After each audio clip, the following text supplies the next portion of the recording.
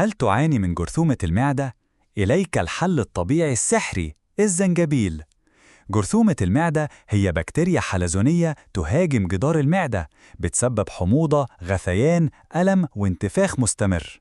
لكن الزنجبيل مش بس نكهة، ده مضاد حيوي طبيعي بيكافح الجراثيم ويحمي الجهاز الهضمي من السموم. بيخفف الأعراض المزعجة زي الغثيان، القيء، ألم المعدة وحتى الإسهال.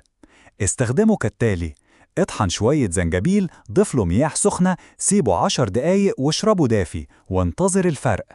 الزنجبيل مش علاج سحري فوري، بس مع الاستمرار النتيجة هتبهرك. اشترك في القناة علشان توصلك وصفات طبيعية ومجربة كل يوم.